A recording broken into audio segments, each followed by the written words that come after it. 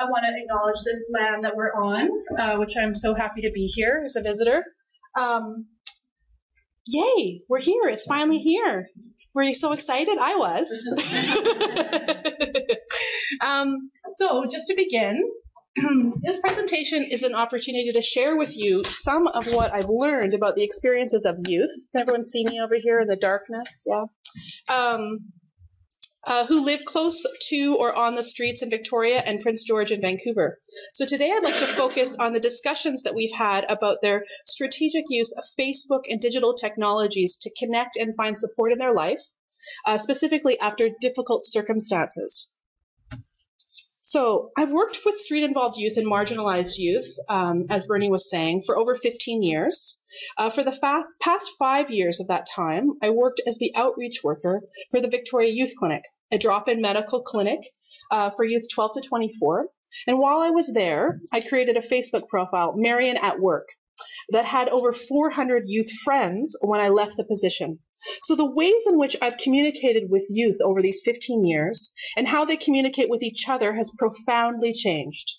Digital technology, the use of texting and email, and online networking systems like Facebook can create convenient and intriguing ways to confirm appointments, provide crisis support, and get glimpses into their lives. In the last 2 years of my clinical practice, the youth I worked with lost at least 4 peers, 2 of which were my friends on Facebook. Part of my own grieving process for them was witnessing the outpouring of messages involving songs, video, poetry, photos, and artwork youth sent to their deceased peers and to each other. So I started this PhD program in social dimensions of health 4 years ago in order to try to understand this phenomenon. In the process, I've been involved in 3 separate but deeply entwined research projects that I will share with you today. More Than One Street, a collaborative youth project, 2 of which are in the room with us, that has resulted in this fabulous book on sale for $15 today. Nuancing the Digital Divide, a quantitative study I conducted in 2014, the results of which are on this fabulous poster available for you today for free. And most recently, Grieving Online, qualitative interviews I conducted with over 20 youth this past fall and winter in Victoria. So street-involved youth are young people who may or may not be homeless and spend time in the social and economic world of the street. They have an identifiable position within the downtown world and are usually familiar with the very specific opportunities and dangers that that world offers. Thanks to Kathleen Perkin for that. Mortality rates among street-involved youth in Canada are 8 to 11 times higher than their housed peers. This life experience is marked by poverty, instability, and violence, pushed prematurely into adulthood and sometimes even death. So one of the most efficient ways of closing the equity gap within a population is to address the health and the healthcare needs of those most disadvantaged. So research with street-involved youth gives voice to a unique population beyond the gloomy statistics. So these youth are often viewed as socially, economically, and spatially separated from the people and places that other citizens have access to within advanced industrial societies. Stephen Gates, the director of the Canadian Observatory on Homelessness and the Homeless Hub, an incredible resource for those doing research around homelessness and this notion of the street, has spent time considering social exclusion and the way it allows us to make sense of how individual experiences and histories overlap with certain social, political, and economic conditions, including poverty, unemployment, inadequate housing, racism, sexism, and homophobia, that restrict youth access to spaces, institutions, and practices that increase opportunities and reduce risk. More Than One Street, a research group of former street-involved youth, my supervisor Lisa Mitchell and master's student, now graduated, Thane Wordle, and myself found ways to share experiences of homelessness and living close to the street. So one of my favorite projects was a spontaneous photo essay they created of their favorite signs they used to fly, some of which are included in this presentation. Some of our conversations focused on the economic realities that keep youth homeless. Victoria has one of the lowest minimum wages, in fact, the lowest minimum wage in the country at $10.25, and over 10% youth unemployment rate and welfare rate less than the average rent for a bachelor apartment. Unable to afford market housing and with few subsidized options available, Victoria youth end up in shelters such as Out of the Rain, couch surfing, sharing cramped spaces, or sleeping outdoors. Street-involved youth have deep knowledge of mental health and addictions from their parents, their friends, and themselves. In study after study, including my own, they describe and test with profoundly high levels of mental health issues, including depression, anxiety, hostility, and interpersonal sensitivity. The Vancouver Arise study showed suicide ideation and attempts 3 times the rate compared with housed young adults.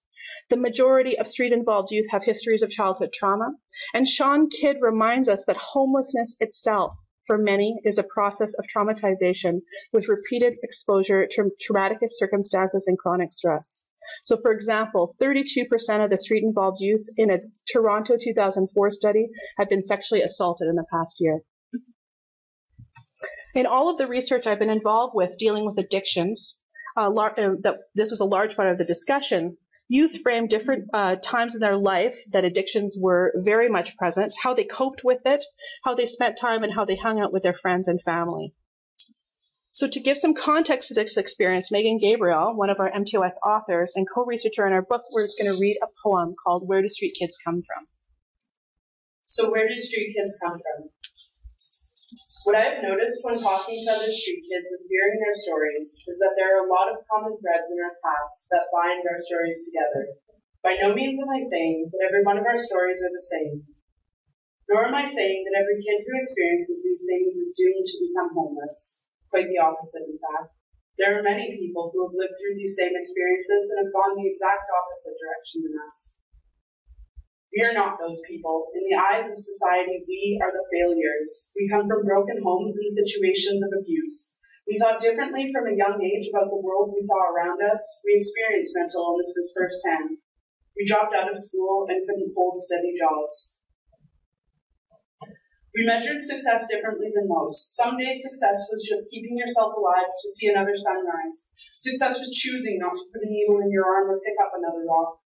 We took pride in the small victories, scraping up enough for a six-pack of beer, the lesser of evils when you have so much to numb. We challenged the very idea of normality and confronted the lies we were spoon-fed. We rejected the complacency of 9 to 5, the world was ours for the taking, and the rules were placed there to be broken. Why would you let anyone else decide what is right for you? Every fiber of our very being screamed, rebel. We were the outsiders, but we survived. We found solace and strength in one another, someone to call your sister or brother, a family where you had none. And every day felt like a battle, but we were willing to fight for what we believed in, a little bit of freedom. We fought the system, and for a while, we won. But bit by bit, we got broken down. We sought refuge from the daily assaults of be normal, get jobs, try and fit in, buy things, have stuff given to consumerism. We got tired of trying to push them back. We wanted haven from the onslaught. The only way to find refuge was to hide behind your own 4 walls. No more crying eyes. The streets became something we were lucky to escape alive. We left our friends behind. We'd see them and justify. It's nice. I'm doing better for myself. Them being your brothers would simply reply, I'm proud of you. Meanwhile, both dying inside to talk about something more substantial, but who wants to burden their friends? Everyone has enough shit on their own plate, though there was a time when it was all one pile, but instead just shake hands and go along your separate ways. Somewhere along this course, you begin to comprehend it's been months. Everyone is growing up and has somehow become a responsible adult. Where did the time go? You're supposed to be bros, but you just never see each other anymore. You keep thinking that you'll make time, yet life keeps slipping you by, becoming more busy and frantic. I have to keep working to pay for this house, these bills, my kids. What was once a hitchhiker's horror story has now become your reality. Someone begs you to come and see them, but you couldn't be bothered. That's the last time you ever get to talk with them. Soon enough, you realize that the only time you see these people are at the funerals of your family who are dropping off like flies, start swearing up, left, down, and out that soon you will make more time. Then some move away, and others have changed, or worse yet, stayed the same. The years provide nothing but distance from the person you were, looking back in disgust at someone you had so much pride in. If you knew then who you would become, you'd have probably kicked your own asses. Now life is a blur. Work, eat, sleep, repeat. Work, eat, sleep, repeat. Have you gotten life insurance yet? Make sure you leave a will, buy your coffin now. Then the day comes. Those of us who survive into old age realize the day you gave up the fight was the day you started pounding in those nails. Each one made up of something you lost and trying to gain more. It was never enough, though, was it? But in the end, all you have left are the broken promises made to yourself and a burning question, why didn't I? And that, my friends, is how a street kid dies. So Megan's going to be reading that poem again on April 17th for our book launch, which is Sunday, 7 to 9 at the Solstice Cafe. So if you'd like to come, you're more than welcome. Or if you know other people who are really interested in spoken word, it's part of the Victorious Voices this year that highlights youth spoken word across the city. That's going to be happening through the 11th through 13th, and then we'll be on the 17th at the solstice. When I have explained my interest in researching cell phone and computer use with street-involved youth, the average person at a cocktail party asks, do homeless people really use Facebook? Or, I saw a man with a shopping cart and a cell phone. How can he afford that? The term digital divide describes the disparity regarding access to information and communication technologies. Street-involved youth are assumed to be one of the many groups marginalized by poverty and other structural forces, socially excluded from the information superhighway. However, recent research shows street-involved use of digital technology is coming much closer to the ubiquitous and persistent use by their housed peers. Much of the research is from the U.S., in cities such as Denver, Seattle, New York, and Los Angeles. I was curious to see if similar results could be found in Canada to confirm my experiences and those of others who work with street-involved youth across Canadian cities, that they are digital natives, not only growing up in environments where computers and cell phones are present in some form, but are accomplished and frequent users of these technologies. In August to October 2014, I visited 3 communities in BC and approached self-identified street-involved youth aged 15 to 24 to fill out a 2-page survey, asking them how they access digital technologies and use social media. The survey took less than 10 minutes to complete, and in exchange, they received a bus ticket and a homemade ice cream sandwich that the other Megan and I made. 135 surveys were collected in Victoria, Vancouver, and Prince George, the remote hub of northern BC. This convenient sample was recruited at services that focus on street-involved youth, drop-in centers, employment programs, health clinics, shelters, food programs, working with outreach workers, including traveling on the SkyTrain, as well as searching in places where youth hang out, including the downtown cores of all 3 communities. In Victoria, I was able to work with youth who are co-researching in MTOS to help in data collection, and the data was inputted into SPSS, and analysis is ongoing.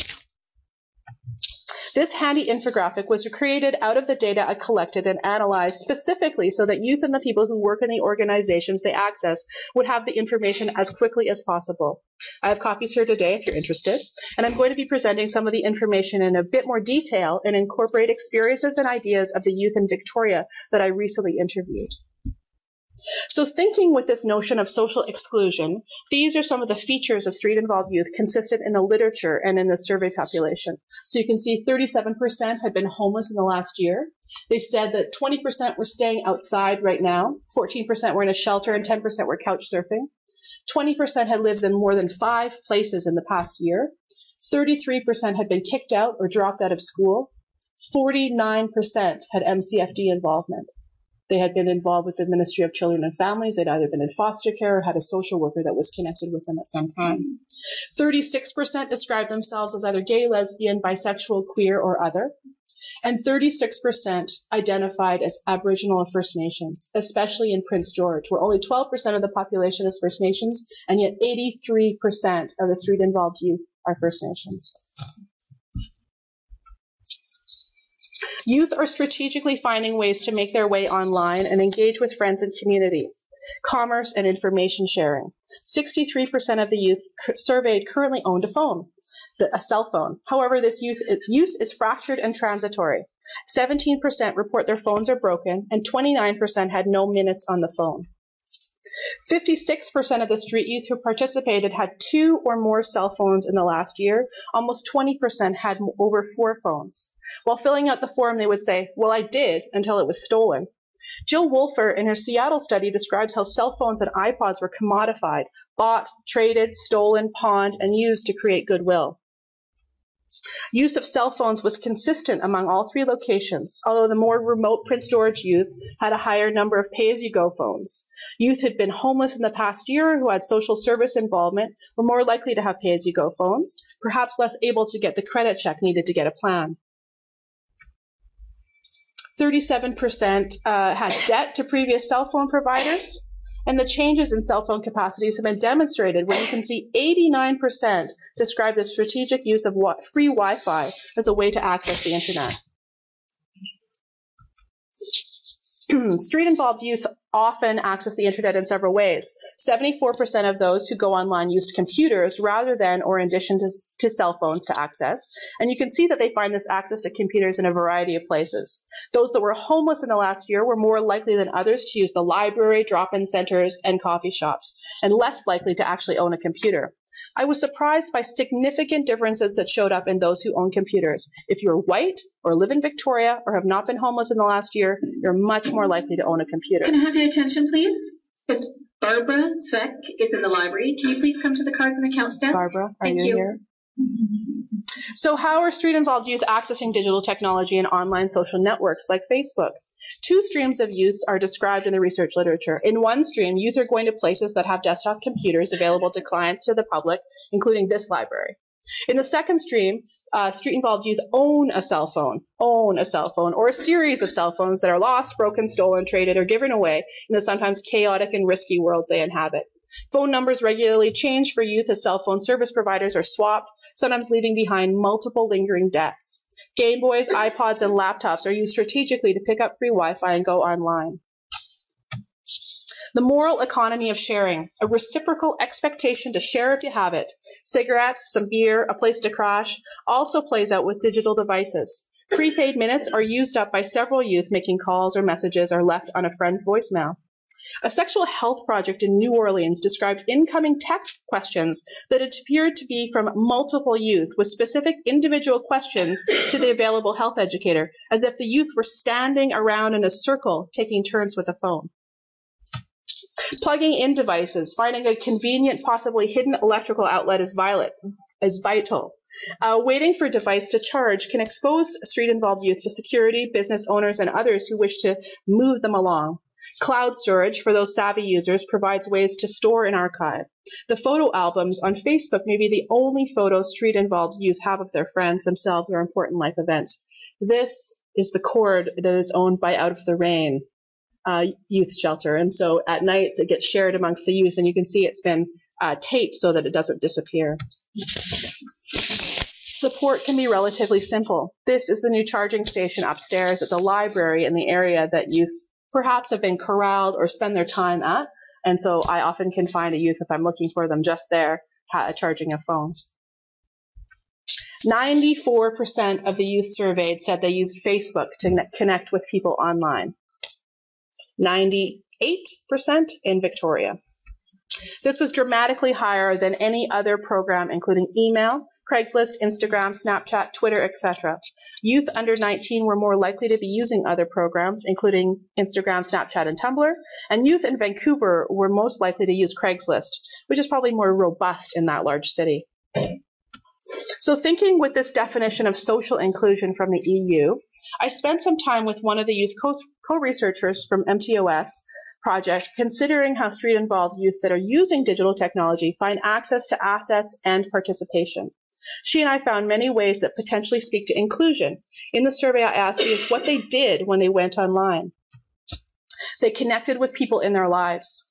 They also were active producers of social media, creating blogs, writing updates, and posting photos and videos. So you can see, most importantly, connecting with friends was almost 90%.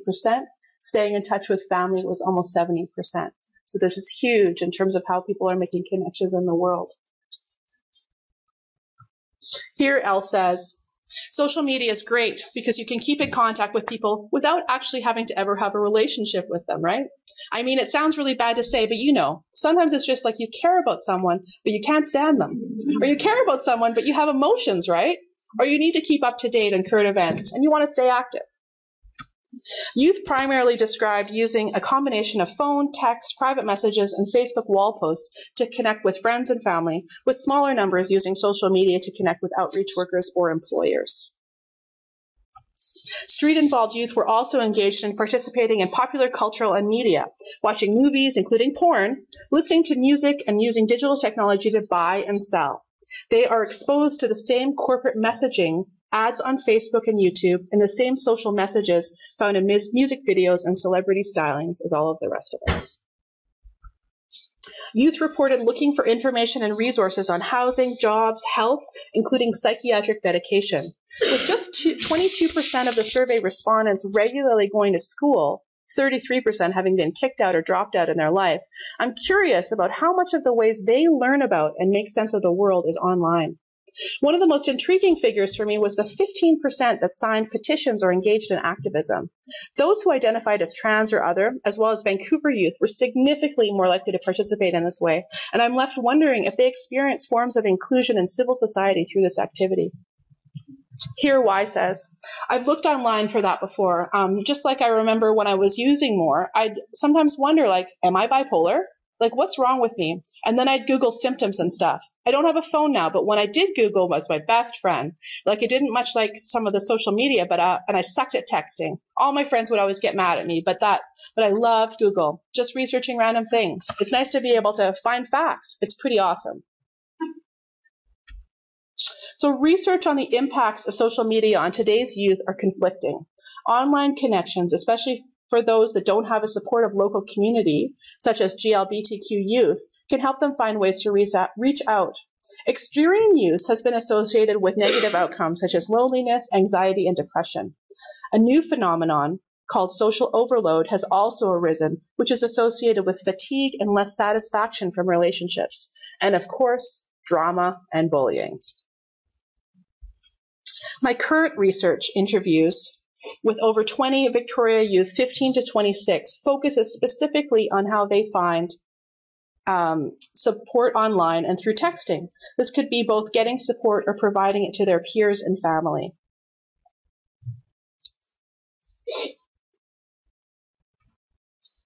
Youth's experiences of death are impacted by their online connections. Almost 2/3 of the youth I surveyed had found out about a death online, and half were actually posted on the Facebook wall of someone who had died. Almost every time I check my Facebook, there's a new notification about the page, or somebody is like messaging me about asking me about stuff, like, do you want to talk about? Like, people need somebody to talk to, and I've already put it out there on Facebook that I'm here for anybody that needs support, even if I don't know them. If they want to talk, I'm here. So I get a lot of people reaching out to, like, oh, I can't believe this happened, and they just need someone to vent to, so that's usually what I do. They need to vent. It makes me feel good. It makes me feel better about myself. This is a 16-year-old. The messages youth share online are sometimes positive, describing their capacities to withstand difficult times and speaks to their resiliency. So here's something that I've captured from one of their Facebook feeds that they put out there. 6 things to tell yourself today. I matter. I'm getting through this. I'm beautiful. I deserve to be loved. I can find peace, happiness, and contentment, and I have the power and the will to survive. And at the point that I captured it, 3 people had liked this. Or they speak to the difficult experiences that they are going through. Here, Jay tells me why he posted this image he found online on his Facebook feed. I was stuck at home, and the only things I could think about was the times I've been ditched, and remembering that I'm not with family, knowing if I'm in foster care, they'll never actually had me as part of their family. Why would it make me part of their family now? So I think that's why I brought this. It spoke to me on a personal level of just this, like, you've always got this depression or anxiety looming over you that nobody sees. And it's unfortunate that people don't take it seriously. They go, oh, you have anxiety disorder? That's bullshit. Just learn how to have fun. Or, oh, you have depression? Just cheer up for once in your life. It's not that simple.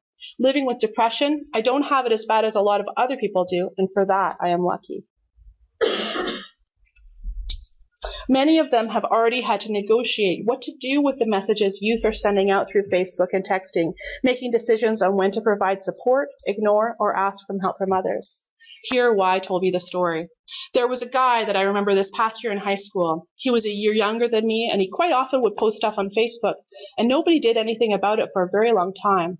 And then finally I said to one other guy that was in his grade, I was like, man, I'm getting kind of worried that he's going to try something dangerous. And we went and talked to the guidance counselor at school. And sure enough, later that night, he tried committing suicide, tried to hang himself, and they took him to some mental health place. I know people that's a tricky thing because it's a fine line. People, they'll say they're just looking for attention, but at the same time, maybe they are looking for attention because they are actually broken. Street-involved youth are wise, canny, agentive, who, like other youth, are using these new technologies to manage their relationships, to protect their privacy, and stay safe. Several strategies discussed in the research literature mirror my own experiences of communicating online. Youth create fake names for their profiles or use multiple identities so that expressions of their street-involved life are not exposed to potential employers or worried or judgmental family members. Youth use the time delay of asynchronous communication to make decisions of when and how they will communicate, mediating relationships fraught with unmanaged expectations and disappointments. They code messages so that only some part of their online social network will understand what they are saying, managing privacy in a digital world of context collapse, where multiple groups of very different levels of intimacy and values share the same information newsfeed. So this idea that you've got employers and friends and old people from your high school and relatives you haven't seen for a million years and your own Facebook feeds potentially, that this context collapse happens where multiple people are there witnessing the same stuff. Yeah, I have at least 50 to 100 people blocked on my Facebook. Yeah, I don't normally add anybody that I don't know. I just kind of assume that I'm not friends with anyone on Facebook. They can't see my stuff. Not all of it. At one point, she's like, "You're just a slimy downtown kid." I'm like, "Correct. I am a downtown kid. Slimy? Pretty sure I have skin that doesn't produce slime. And also, could you just stop with the bullshit?" Goes on and on. It was publicly. And then I deleted all her stuff. I don't need people seeing this kind of drama, and I don't need to see it every time I open up this thing. So you know what? Bye-bye. Here P says, because I've learned, one post of something simple got a hit on my head a couple months ago. So I'm just like, I'm not going to post shit all over again. I'm just going to share stuff that I usually do and post bits of poems I write, and I will be safe. So although they shared a great deal of ambivalence for the place of social media in their life, for many it continues to be a powerful tool to stay in touch with friends and family, to reach out for and to provide support, to look up information of housing or work, or simply to hang out and have fun and be entertained. Here C says, "I don't really care. The stuff I write on Facebook, I write just because it's for me, and it's my mark on the world. I don't care if it's negative or positive. It's how I felt, and I felt the need to put it out there." So what does this mean for the people that are in the room right now? This is one of the signs that MTOS made. I love it. It says, if you can't read it very well, it says, "Ninjas kidnapped my family. Spare change for karate lessons." So what does this mean for the people in the room and beyond who might hear this presentation or might think with these ideas that we've put together today? So for youth, how can we take care of ourselves? How can we protect our privacy? How can we reach out when we need to? How can we get the support and services necessary to live well? For parents, how do we navigate this emerging world? How do we prepare our children and youth to handle difficult decisions and relationships? And how can we create an environment in our homes where our kids will come to us when they are struggling? For agencies, how can we serve youth using the technologies youth are actually using while still protecting confidentiality and our own boundaries? So this is a visual that's from AIDS Vancouver Island that I have permission to repost. And it starts off with this visual. It's for the staff there. It says, "Should I post this or not?" So up above it says, "Is this a picture of your cat or your dog?" Yes. Unless they are at an AVI event, don't post. No. Is it related to HIV, AIDS, hepatitis C, sexually transmitted infections, harm reduction, sex, gender, sexuality, youth, prisons, overdose, poverty, sex work, Aboriginal communities, or often other related topics that AVI is involved with? No. Don't post. Yes. Does it contain abusive, obscene, indecent, offensive language? Does it invade persons' privacy? Yes. Don't post. No. Wonderful. Sounds like a great post. Ensure that the opinions are in line with AVI's mandate and that AVI's code of ethics practices are being followed. Confidentiality must always be maintained. If you are unsure if your post is within these guidelines, contact the communications person or Katrina, the ED. Right? So we have these possible ways of working in agencies to create things that are really friendly for our staff to figure out how we can decide what's appropriate online and what isn't to protect our clients, to protect ourselves. Yeah? And so feel free to ask for this graphic afterwards. We can discuss later. So for those of you who have the capacity to shift policy, to make decisions about where our communal resources will be spent, how can we learn from youth who know the streets that we need to make changes, that something is wrong? For the library, how do we include youth in discussions about how they use these spaces and other places in our society where social inclusion is so powerful? This space that we are in right now, this building, has multiple people using it every day and works really hard to figure out how to create inclusion. And yet my conversations with youth have very different understandings about where they're allowed to be, what is their place here. And they would love to be a part of the conversation, I'm sure, if we could encourage them to figure out how we can make this place a place that's really safe for youth and other people in our communities. So this is the end. In our book, our last piece was written by Megan I, and I thought that it would be a great place to end today's talk. So Megan, do you want to get us and do a fabulous piece for us as well? It's very convenient to have all the Megans. Their names are spelled differently, though, so.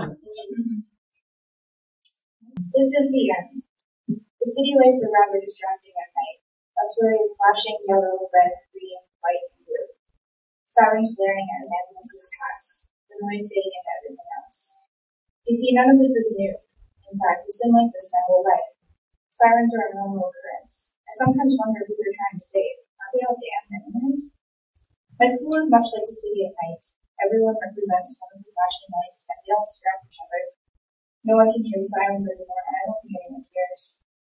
I am a siren. I am screaming out loud, and flashing lights in concrete. But at school, I'm just one among many. At home, I am alone. My teacher once told me, you can be whoever you want to be. I don't believe that to be true. I would like to be kinder, but I sometimes snap. I would like to be honest, but mental existence is one big lie. Mom died a few years ago. Well, not actually. She's still breathing and everything. She just doesn't get out of bed or bathe or talk to anyone. She hasn't said a word to my father and I for over a year. I think that my mother is the loudest siren out of us all.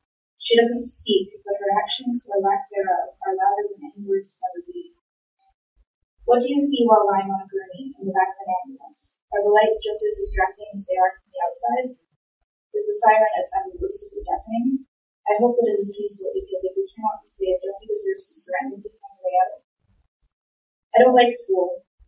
I don't like the work or the classes. I don't like the narrow hallways always crowded by groups of immature, acne-ridden teens and their everyday gossip. I don't like how blind we all are, how our ears have been removed and replaced with legally bound books telling us how we should view the world.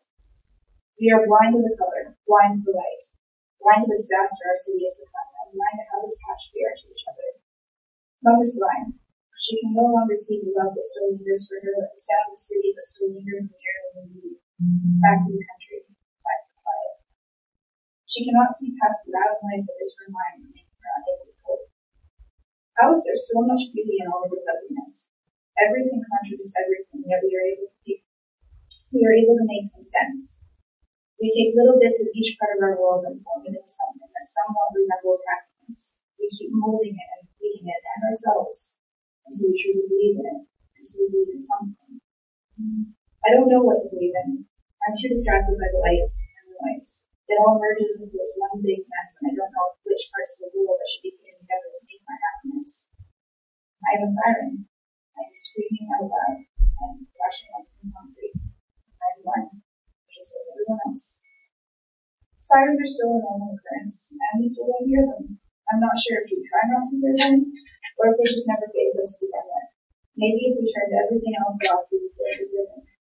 I would be the first to start unplugging the city from its power bar, one light after another, until all the distraction goes out, until there is no more light and all we are left with are the sounds that we ignored, the sounds we did not hear here. Maybe we would hear the loud, high-pitched sound of death, and it would actually register in our minds that this is the end.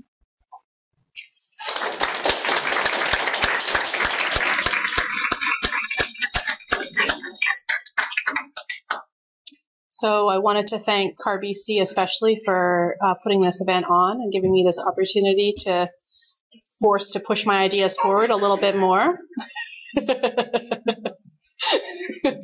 The Megans love this one and hate it at the same time. To my committee, especially Lisa, who wasn't able to be here today, and Bernie for introducing me and keeping us on task here. To More Than One Street, you guys have been amazing and have brought so much even to this presentation. Yeah, it grounds everything, and I hope that in the questions afterwards that we can address it to both the Megans and myself, because they have such deep experience that really brings so much more to any kind of project. To the community agencies that supported all of this work, without them, we would be in a sad state in this place and many others. To Island Health and to the Sarah Spencer Foundation and to Shirk that helped with funding. And these are where the folks who did some of the artwork. So thank you very much. And if you have any questions, just feel free to ask.